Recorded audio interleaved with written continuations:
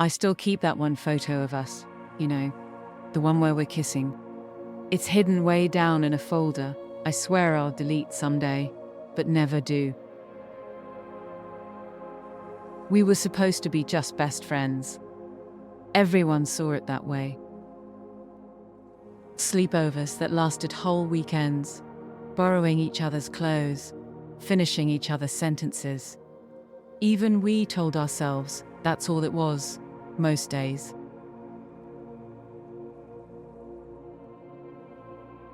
But when she started slipping away, new job, new city, new person in her life, something in me broke quietly.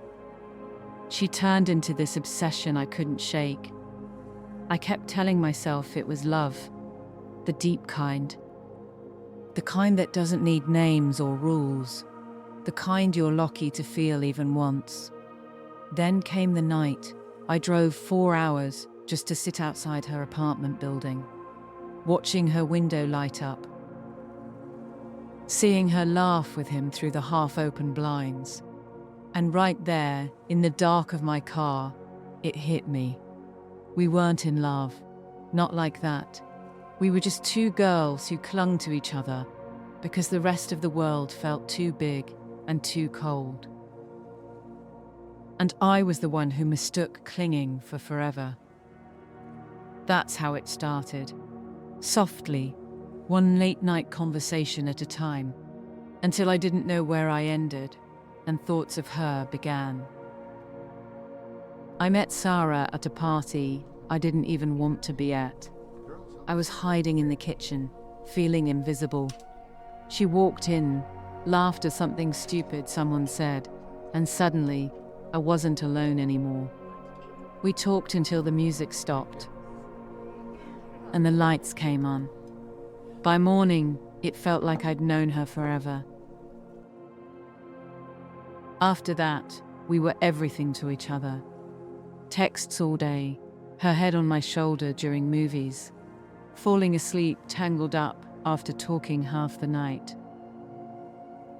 I'd wake up with her arm across me and think, this is what safe feels like.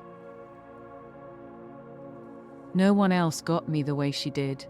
No one else even came close. There were nights we drank too much and kissed. Soft, slow, like we were scared to stop. The first time, we blamed the wine. Laughed it off over coffee the next day. But it happened again and again. Each time a little longer. Each time my heart beat louder. We never talked about it, just went back to being best friends. But I carried those kisses like secrets I was afraid to say out loud. People used to tease us. You two are basically a couple. I'd laugh, but inside I wondered, hoped. Maybe we were more. Maybe we were supposed to be. She was the only person who made the world feel less sharp. The only one I couldn't imagine losing. Back then, I thought that kind of closeness was love. I didn't know yet how easily it could turn into something that hurts more than anything else. Then Sara met him, some guy from work. Suddenly her texts slowed down. Good night became night, then just emojis, then nothing some days. I hated how much it hurt. Told myself I was being stupid. She was allowed to have a life. But every time her name didn't light up my phone, my stomach dropped. She started posting pictures with him, his arm around her smiling the way she used to smile at me. I'd zoom in on her face. Look for signs she wasn't really happy. Look for cracks. Found none. I stopped sleeping properly. Stopped eating some days. Work blurred. All I did was wait for a message that didn't come. I kept going back to those kisses, replaying them like proof. We'd crossed the line. More than once. That had to mean something, right? I started typing long messages at 2 a.m. I miss you. I think about us all the time. Remember that night after the wine? I'd stare at them for hours, delete most, send the safe ones. She'd reply hours later, sweet, kind, but shorter every time. When she told me she was moving cities with him, I smiled on the call, said all the right things. Excited for you, so happy you're happy, hung up, threw my phone across the room, cried until I gagged. After that, I made a fake account, just to see her private stories, just to know she was okay. I'd watch her laugh with him, watch them cook together, watch her live the life that used to be mine.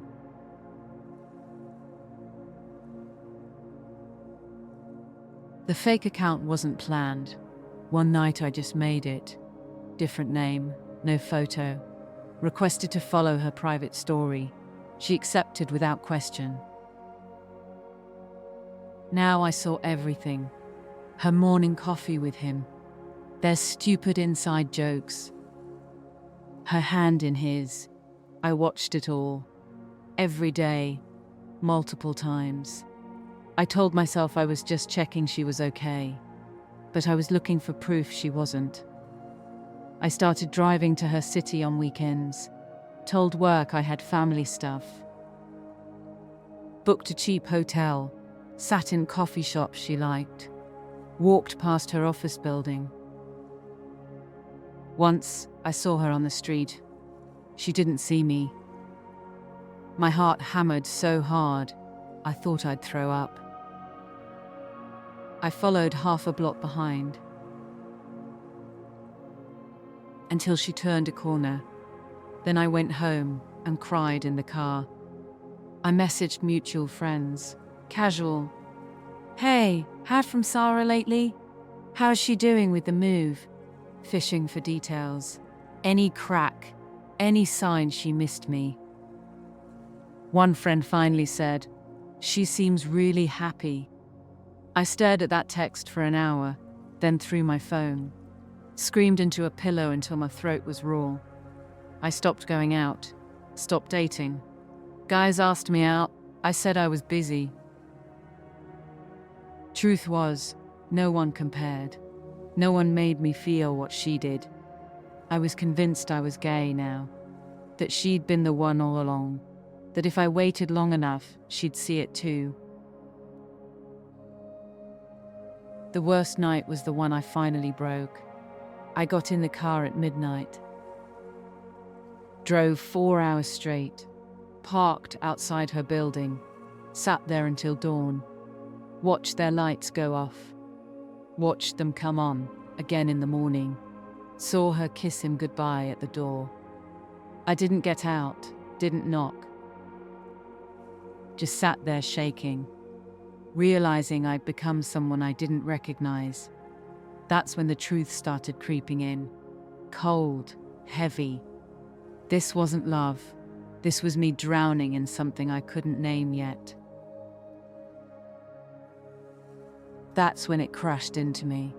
Those kisses we'd had, they were rare, drunk, emotional, never repeated in the light of day, never turned into more. She'd never looked at me the way she looked at him, never chosen me the way she was choosing him now. I'd built this whole story in my head where we were soulmates who just hadn't figured it out yet. But it was only me living in that story, alone. I sat there until the sun came up fully. Watched him leave for work, watched her wave from the door. Then I started the car and drove home. Cried the whole way. Didn't stop once.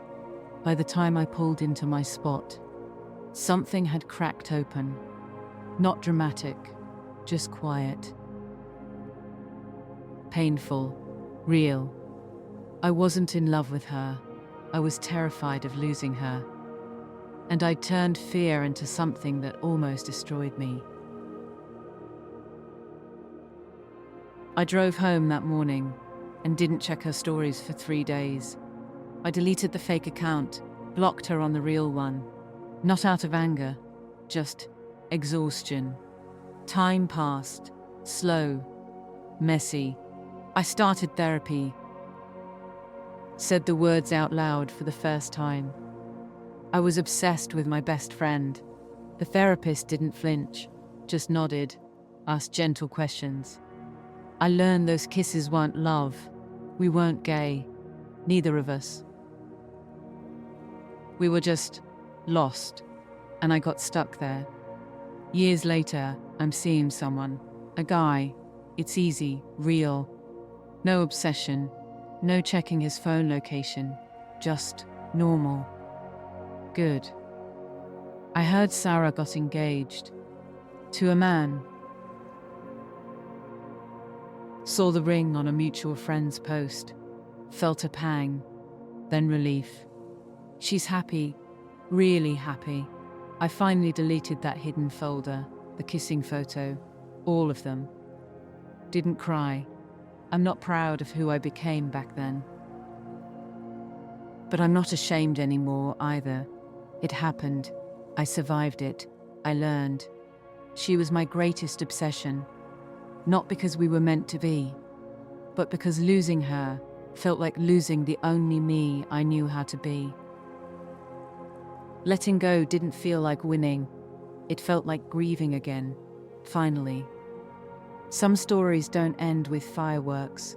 They just fade, one quiet day at a time. If this one stayed with you in the dark, there are more like it waiting whenever you need them.